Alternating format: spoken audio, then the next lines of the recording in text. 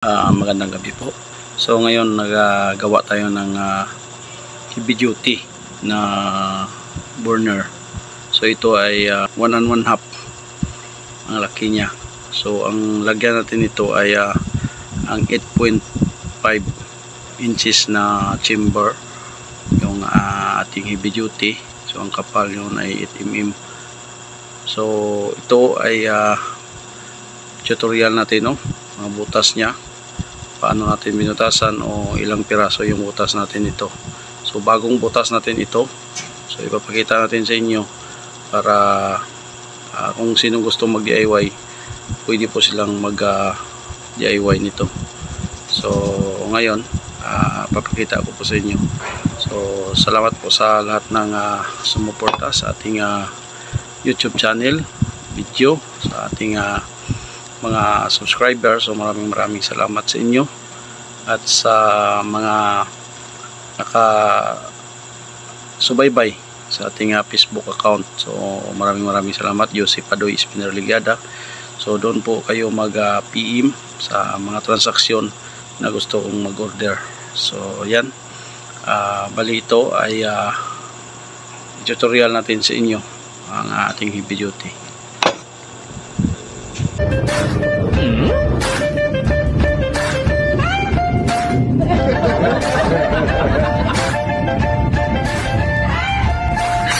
Please subscribe naman guys, maawa kayo sa monkey.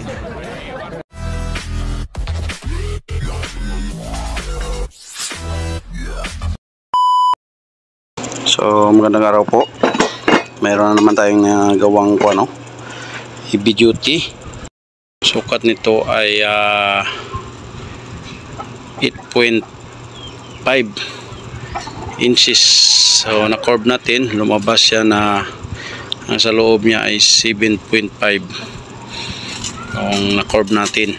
So may uno tayo na curve. So ito ating burner ay 1 1/2. So ito coupling reducer ang ginawa natin. 1 1/4 dito sa ilalim, 1 1/2 dito sa taas. So winild lang natin, no, kasi mahaba siya. Yan. So ang gagawin natin dito, pagbutas natin dito, i-weld din natin muna dito sa itong top nya, para bubutasan muna natin yung top nya bago natin siya i-weld, kasi pag tanggal kasi natin dito, maiiwan yung sa baba kung hindi natin i-weld. So ayan, sa ilalim na weld na natin.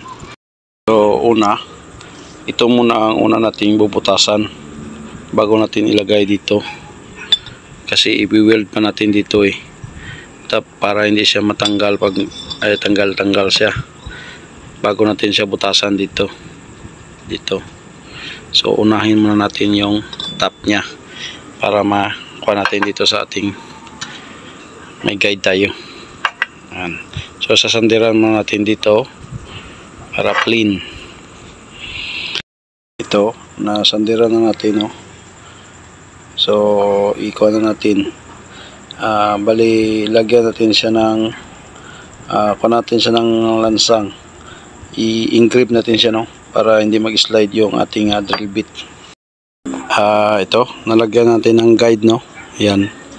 So lagyan talaga natin ng guide, lansang, bago natin siya i-drill bit. So sa mga baguhan, no, so lagyan natin siya ng guide. Yung gagamitin natin na pako, itong pako ng concrete nails, para matibay siya, no. Yan yung ginagawa natin. So ang gagawin natin ito na guide, ito guide niya. So ganyan yan. So ito yung drill bit na gagamitin natin. Itong 1/8 dito yan sa oil extractor. Ang 332 dito yan sa taas ng extractor. Ang 116 dito yan sa dito gilid at saka sa top. Yan, tatlong drill bit yung gagamitin natin dito. So ayan, bubutasan ko muna ito. Ito, na-set up na po natin yung drill natin, no? So bubutasan ko na po ito. So ganyan lang po.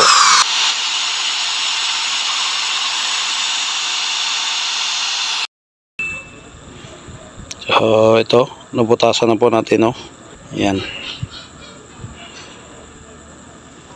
Nalagay ko na. So ang gagawin natin dito, we-weld ko muna dito. Ayan, weldingin ko muna dito para yung ito pagtanggal nito hindi siya magsama-sama. Sasama ito lahat. Kasi kung hindi natin ma-weld, pagtanggal dito lang ang matanggal siya. Kung tanggalin siya. So ang gagawin natin, i-weld natin dito bago natin siya butasan dito. Ayan. Ito, na-weld na po natin, no? So hihintayin na lang natin na maglamig bago natin siya bubutasan. So ang kuan ito, huwag nyo talagang basain. Kasi pag binasa nyo ito, parang masubhan ito. Manigas itong nipple natin. So matigas siya butasan. So huwag nyo lang basain. Hayaan nyo lang kusang lumamig. Ito yung diskarte dyan. Kasi kung basain nyo ito, parang masubhan siya, no? Titigas yung bakal. Mahirapan yung drill bit natin na 1.5. So hintayin na lang natin lumamig bago natin siya lagyan ng butas. So ito, malamig na po, no? Pwede na mahawakan, malamig na siya. Nakakain na din tayo. So ang gagawin natin dito, isasander muna natin, i-grind muna natin bago natin siya ilagyan ng engrave or tanda. Tapos bubutasan natin. So ito, nalinisan na natin, no? Nag-grind na natin. So lagyan natin ito ng bali tanda ng lagyan natin ng kuwanang lansang engrave para hindi mag-slide yung ating drill bit. Ayan, nalagyan na po natin ng tanda, no? Bubutasan na natin. So ito na po yung drill bit na ginagamit natin. So 3 piraso po ito. So ito 1/8, 3/32 at saka 1/16. So itong 1/8 dito natin yan nilalagay sa ating oil extractor. Yan. So kung nakikita niyo po yung oil extractor natin, semi-slanting po siya, no? Yan. Naka-islan na po siya sa pababa, naka-islan din siya pa ganyan dito. So yung linagay natin dito ay 6 na piraso. I-divide na lang po natin itong 6 dito. Na coupling reducer na 1 and 1/2, tapos 1 and 1/4 dito. Coupling reducer. So tapos sa gitna ng oil distractor ay ito na naman yung 332 ang ginamit natin. So ito po 332. So ayan, straight lang po, medyo slanting din siya papasok dito pagilid. Yan, pag ganyan dito. At ito naman ang linagay natin dito, 6 din ito dito. Ang dito 10, 332 din ito, 10. Yan. At saka sa fourth layer naglagay din na tayo ng 10. So ang ginamit natin dito ay 1/16 na drill bit. So 10, semi naka-slant din siya konti paakyat. Tapos dito 10 din, 20 pieces yung 1.5, naka semi slanting din siya. Ayan, ganyan. So ganyan pa yung kanyang dito natin lagay para makita, no? Ayan, natin dyan. Ayan, para maklaro. So ayan na po yung kanyang forma ng butas. Naipit pa yung kawan ko, namartilyo ko pa yung kamay ko. Okay lang yan. So ito Ang butas nito lahat 20 sa top plus 20 plus 10, 30 plus 10, 40 plus 6, 46 plus 6 ay 52 holes po lahat ito.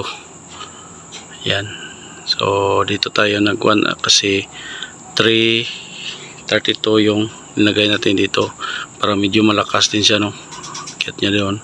Tapos dito 332 at aka 18 naka-slanting. So kung nakikita niyo yung slanting niya ganyan. Yan, naka-slanting siya, no? Dito tagilid para ikutin niya yung apoy. Yan. So ito na po yung ating burner pang malakasan. Order po ito ni Sir GP Perez. Ayan, yan po yung chamber niya. Yan. So pwede na natin itong i-test fire. So ayan, so ito na po yung burner natin, nozzle burner. So sana naintindihan nyo yung pagbutas nito. Ayan. So sa akin naman na pagbutas hindi naman siya mahirapan, no? Kasi nakabili tayo ng guide dito sa drill guide. So madali lang po siya kapag may drill guide. Yan, hindi po tayo mapuputulan ng drill bit. Kasi kung i-manual lang natin, so mahirapan tayo.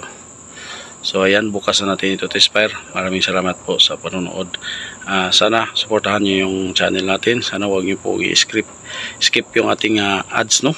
Para makatulong din sa mga vlogger na iba. Tulungan din natin yung mga vlogger na iba, yung mga kalkalan na tutorial. Shout out sa inyong lahat. So kung makasahod din tayo, so okay na din para mayroon din tayong pangbili ng mga tools sa ating kalan. So maraming salamat po. Thank you. Bye-bye.